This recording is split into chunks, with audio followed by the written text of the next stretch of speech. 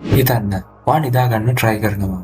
හැබැයි වාගේ මොලේ වා අවුරුදු ගානකට කලින් කරපු පරණ වැරදි හෙට මුහුණ දෙන්න තියෙන ප්‍රශ්න කවුරු හරි කියපු වැඩකට නැති කතාවක් මේවා රෙකෝඩ් එකක් වගේ සැරෙන් සැරේ වාගේ ඔළුව ඇතුලේ ප්ලේ කරනවා.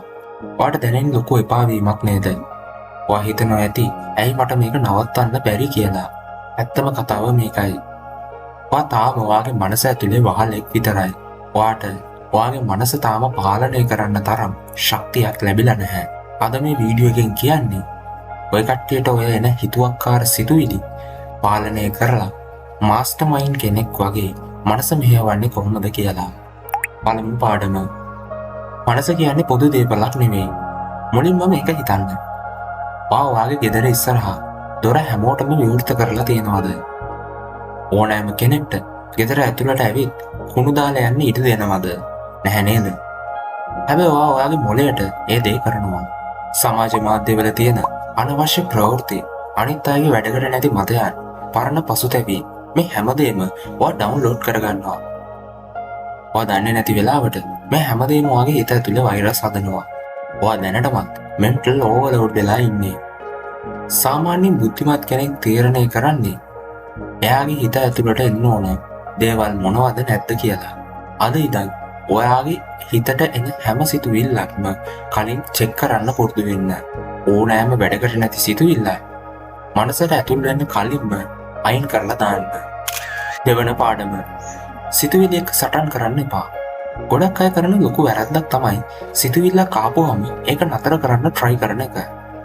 සිතුවිලි එක්ක සටන් කරන්න ගියොත් ඔයා කවදාවත් දිනන්නේ නැහැ. මොකද මොලේ හැදිලා තියෙන්නෙම සිතුවිලි නිපදවන්න. මේක මෙහෙම හිතන්න. ඔයා පාර අයිනක ඉන්නවා. පාරේ වාහන යනවා. ඔයා බලාගෙන ඉන්නවා.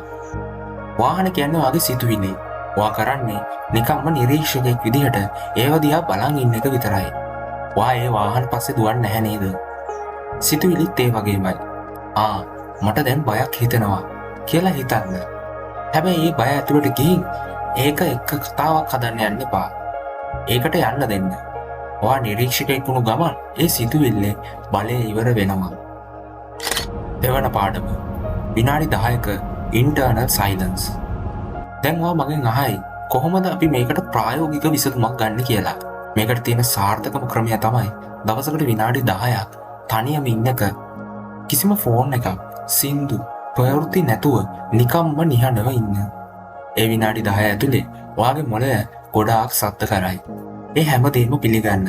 මගේ හිත මීට වඩා පාලනය වෙන්න ඕනි කියලා ඔයාටම දැනගන්න එපා. නිකන් ඉන්න පුරුදු වෙනකොට ඔයාගේ මනස පදම් වෙනවා.